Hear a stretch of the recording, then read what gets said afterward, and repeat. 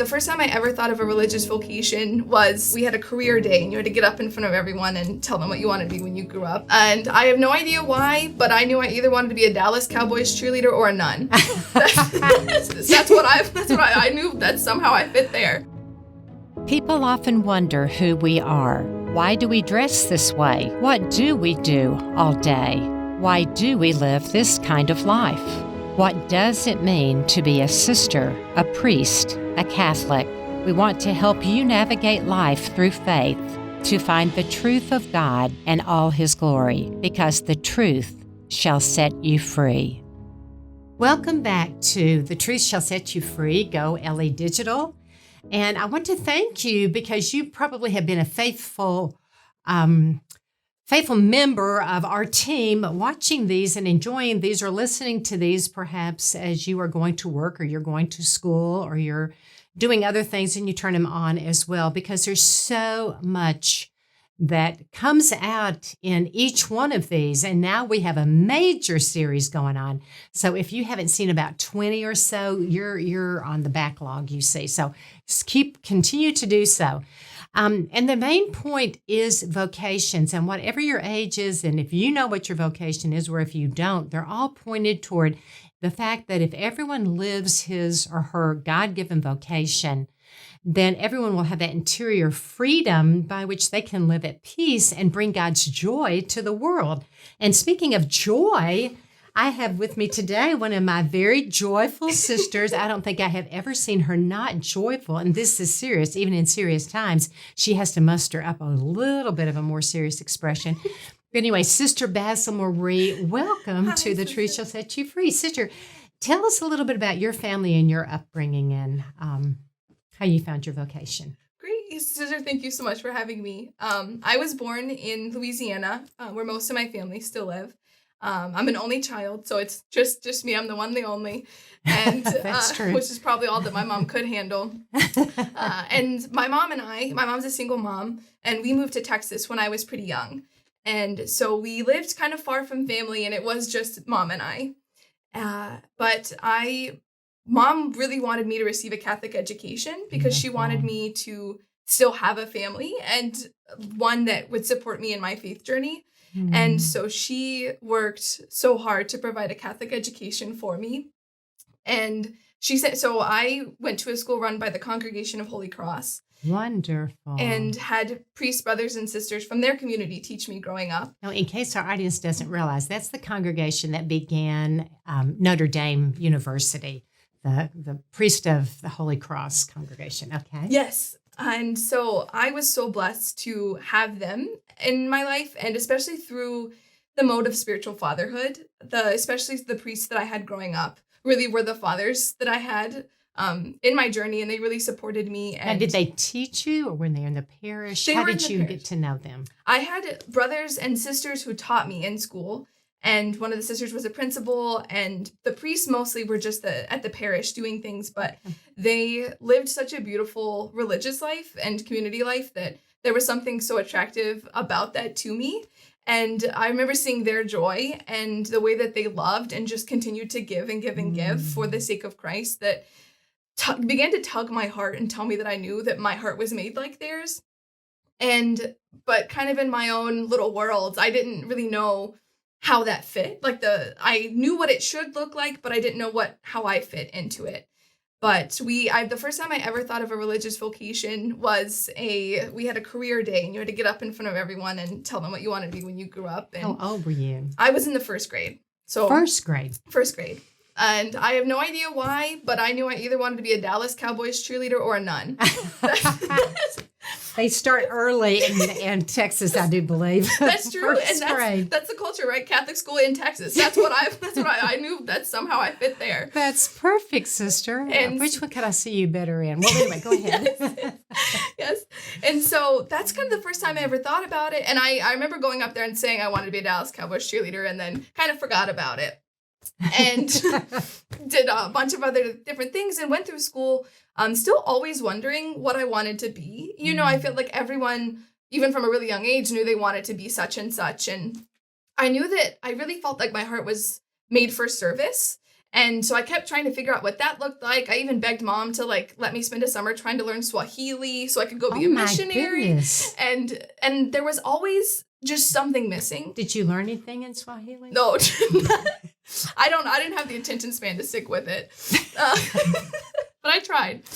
So they going through school, like I kept feeling like I was being tugged to something, but I could never put my finger on it. And it was kind of this restless searching that I wasn't able to pinpoint because I hadn't really developed a faithful prayer life. I kind of just went through the motions. I went to mass regularly and was involved in the parish, but didn't know Christ himself. And it wasn't until high school that the first day at school, I ran into our own Sister Mary Elizabeth. Okay. And it felt like it hit me like a ton of bricks because it all clicked. All the puzzle pieces, all the yearnings, all the joy found its place. And it terrified me that's what God made me for. And so I avoided Sister like the plague, which wasn't hard because she taught upper level science and I didn't have to worry about finding her there. But I were just passing her in the hallways and seeing her with students and at mass and things kept tugging me to ask God if this is what he wanted from me.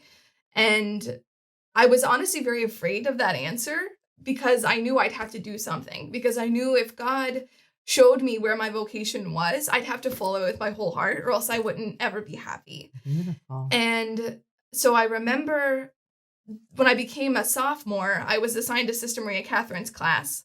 And I was terrified. And so I called the admissions director, the guy who does the schedules, and begged to get out of her class. Oh, you're kidding. Because I couldn't avoid her then. And he said, no, you can't change classes. And so I had to be in her class. And it took me several months, but I finally fessed up. Sister, I think God's calling me to religious life.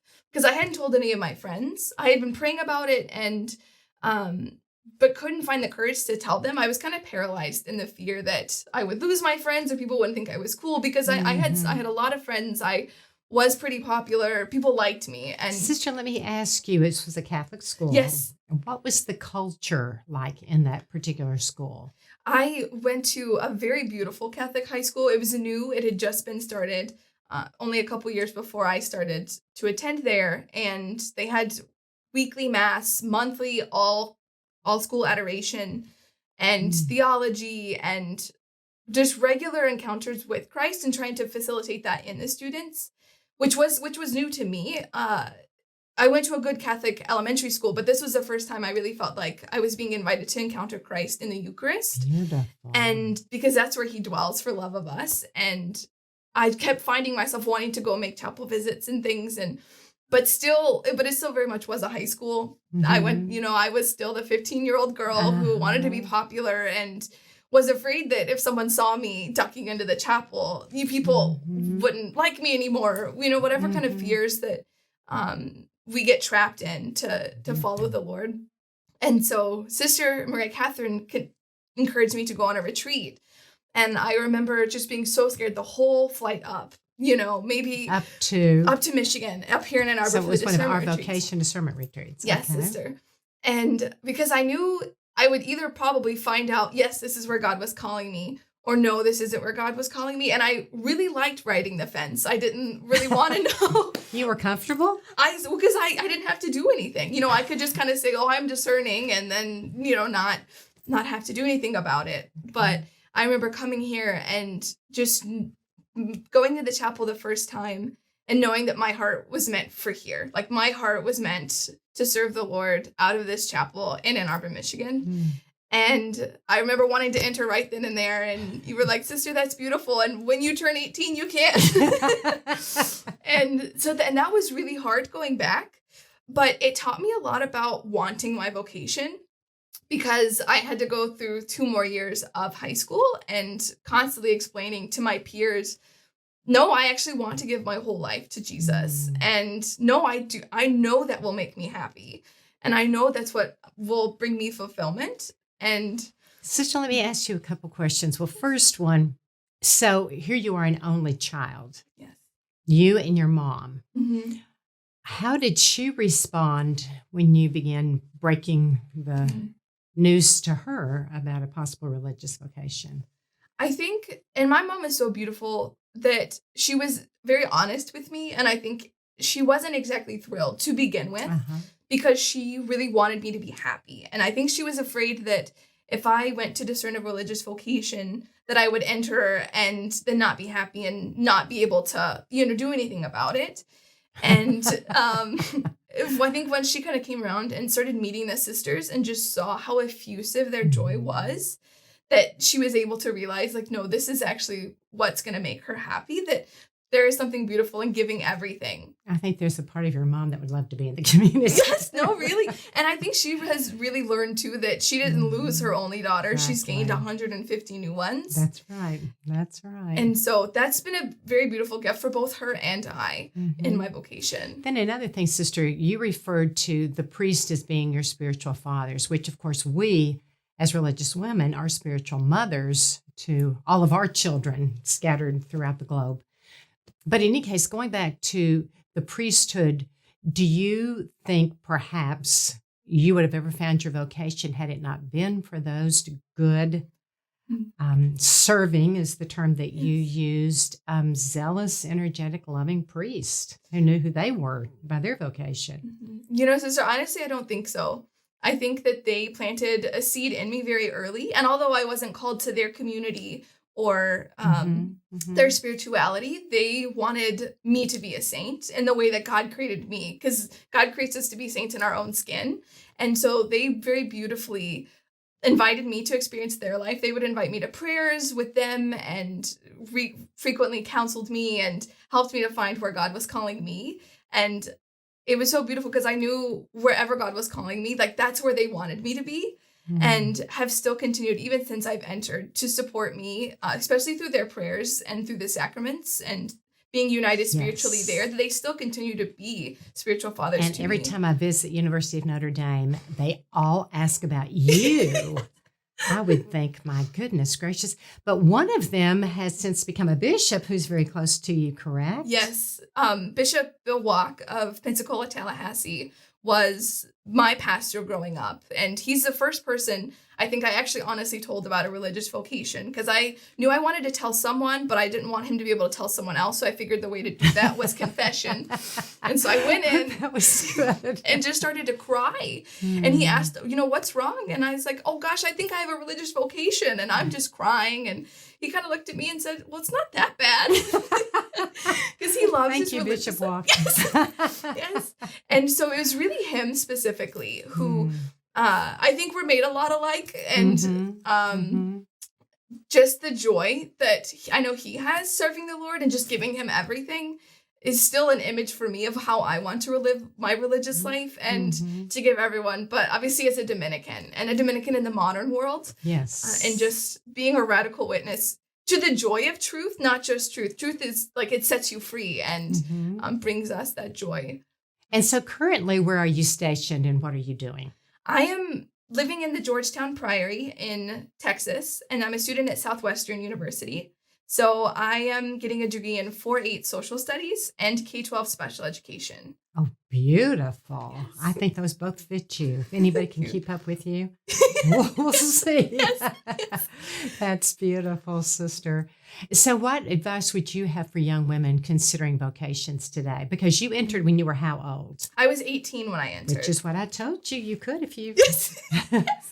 So we could certainly refer to the maturity level. How would you, just kind of as a quick summation before we end, say something about maturity level for seniors in high school? I think maturity is a huge thing to consider when discerning a vocation to the religious life, because when you say yes, God asks everything of you. Good. And not in a kind of cloudy kind of way. He genuinely asks everything of you, and part of your yes is to give that freely and without fear and without reserve, knowing that he has promised to meet you in the vocation he has made you for. Sister, that's perfect. I just want to reiterate that to you, audience. Part of your yes is that total gift of self, and that he will always be present with you, to be there to support you, to give you the graces that you couldn't muster up on your own. You may know that you need them, but we can't do that. They're gifts from God because, as Sister so beautifully said, and even as our painting is illustrating, when Mary's yes at the Annunciation. So say yes to God and encourage others to do so, and keep that joy, sister, because the world needs it and they're dying for it. So you just keep it and you keep exuding it, and pray that the world has more of the gift of joy. Okay? Sister. Thank you for being with us today. Thank you, sister.